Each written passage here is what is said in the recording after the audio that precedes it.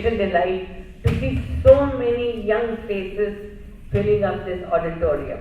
So very, very special welcome to all our young members who have come from Srinagar to Chennai, from Bhutan and Bangladesh. And I'm delighted that we have somebody from the holy city of Kashi with us also. So I hope you have brought us lots of good luck. So have a great time, have a wonderful time, and we look forward to a very successful Harmony 2015. Alexander the Great cried only once in his lifetime. That was when Anarchus told him, "Sir,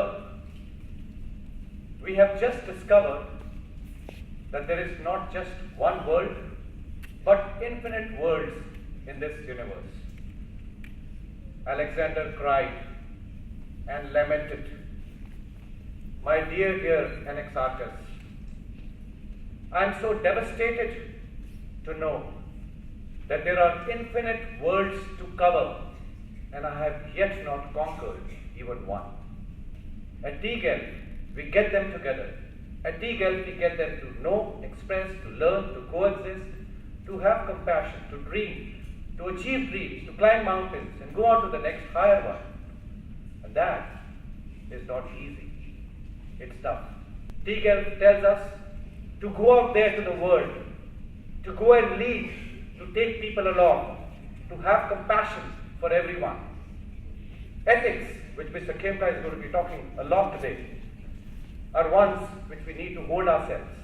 And trust me, that when you do that, you will have and conquer 1,000,000 worlds. I promise you that, with tGELF in your pocket. Welcome to Harmony, and God bless. We now invite Mr. Shiv Khemka, the Executive Chairman of tGELF, to address us and share the keynote speech. And I would suggest that success is a very personal journey, and each one of you needs to think about your own success as you work through your lives, to define your own success. If we look at the world as a burning platform, then our success in the world must be connected to what can we do to put out that fire on this planet. And yes, each one of us feels that what can we do as one individual, and yet I would suggest that each one of us working together in concert can actually help to put out that fire. And Gandhiji says happiness, and I would say success, is when what you think, what you say, and what you do are in harmony. I believe great leaders make a great difference. Margaret Mead said, "Never doubt that a small group of thoughtful, committed citizens can change the world. Indeed, it is the only thing that ever has." I think great leadership has the potential to heal in ways that we cannot imagine. And every single one of you in this room has the potential to be a great leader. But it depends on your definition of success. It depends on how hard you work towards that leadership challenge. And it depends on how you think and how you define the word leadership. So we thought hard and long and said, imagine a world with 1,000 great leaders. On a planet of 7.3 billion people, why can't we find 1,000 great leaders? Not good leaders, but great leaders. Surely they exist.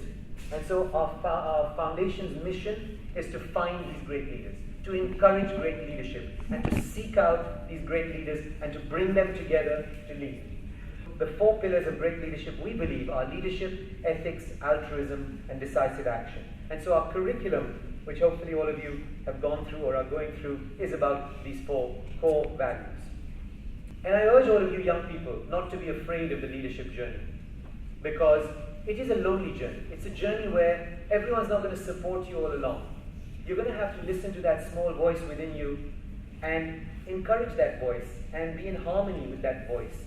I want to end just with a small word of hope, and I believe that everything is possible.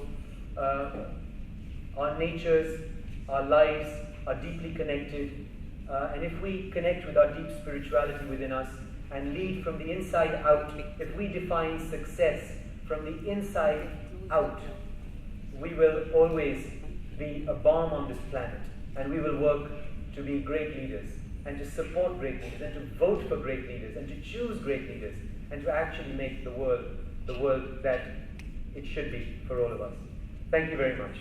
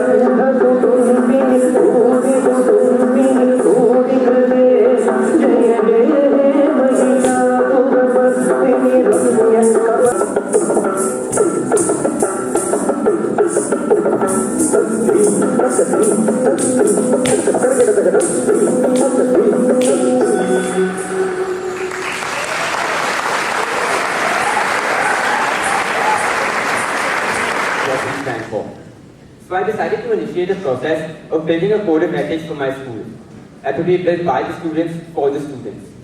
And I realized that this can be implemented at any educational institution, which is why I'm here today to share my experiences and ideas. The hope is that the code of ethics will lead us to take decisions with a little more thoughtfulness and a little less selfishness. And I can say from personal experience that devoting so much time and thought to this has made me far more introspective and conscious in my decision making. So hopefully, with something like this inculcated in school right from the beginning, we can play a role in creating a more equitable and empathetic world. So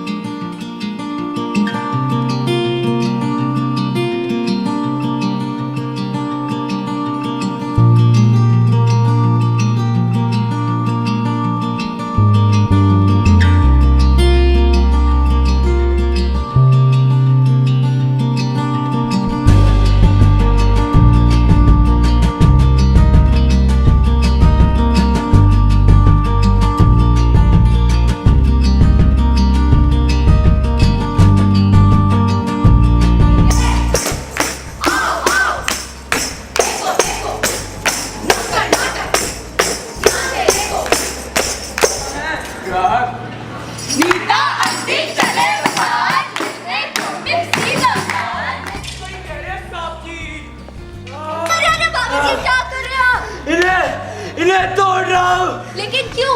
ये तो अच्छाई का प्रतीक है ना? हमें पल पल आती एक औरत आदर्शों से हटके की नाटक करेंगे क्या? जरा हटके जरा बचके गणतंत्र का नारा है, भारत वर्ष हमारा है, सारे जहां से अच्छा हिंदुस्तान हमारा। कह चुकी हूँ ना तुझे कितनी बार?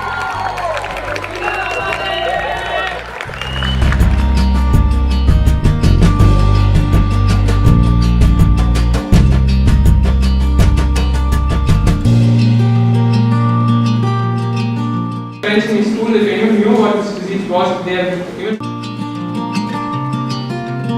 It was beautifully shot, nicely edited, very well done.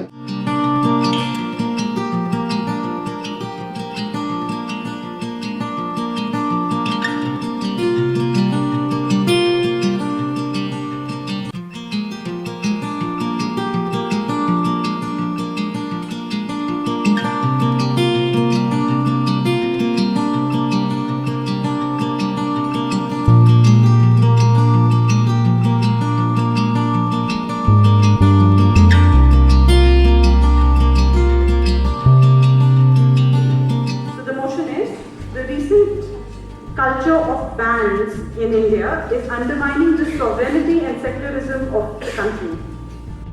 The efforts of the government, 80% of them were pushed into prostitution and human trafficking, ladies and gentlemen. So what is the common thread that ties all of this together? It is the reason that the government proposed to justify their bans. That is, that it destroys the moral fiber of society. Ban BJP, tolerance, RSS, intolerance, Dadri, Maharashtra, peace. These are some words that have been prevailing in the Indian media since the last month. I asked myself a question when I was writing this: why do we even need bans? I came down to a logical conclusion. Mentally, we aren't capable for sensitizing ourselves towards the sentiments of the various religious communities.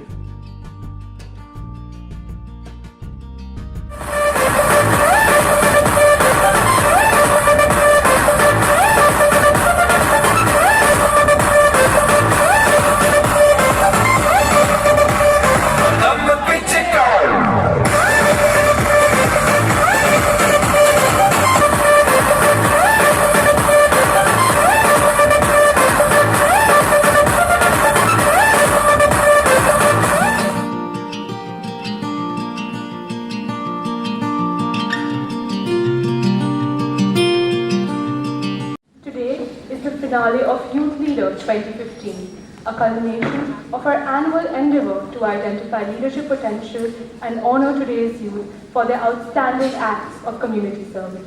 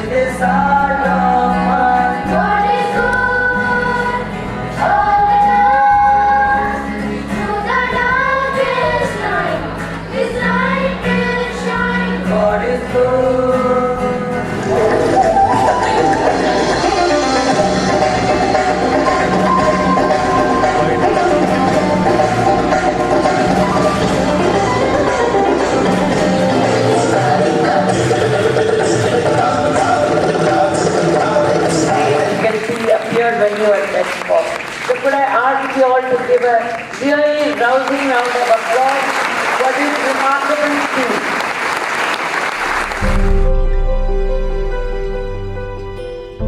I think as a foreigner in India, with the quality of the people that we saw today, the future of India is very bright. If people like that can get into positions of power and influence and drive the agenda forward for a country like India. So again, thank you. It was a privilege and wonderful to see what we saw this morning. And to those that have been nominated for the winners, give them my personal congratulations to you. And the rest of you, thank you so much. You put in a superb effort. Thank you.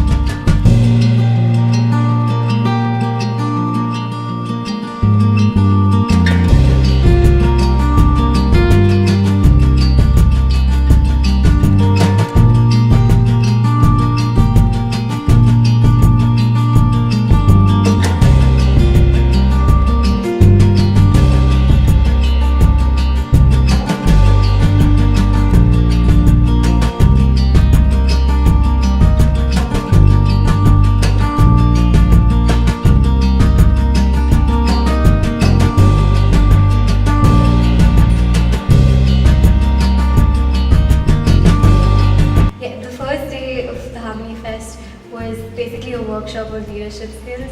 And we had people from all over India, from Bhutan and Bangladesh, and we got to interact with them, so that was a good experience.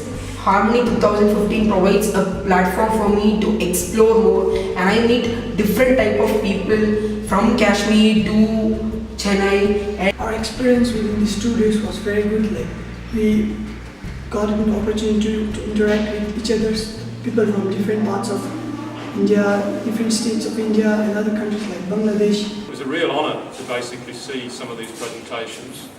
The confidence, the passion of these students, these children who are only in their teens, was really inspiring. I'm pretty certain that I wasn't doing that sort of thing at their age when I was young.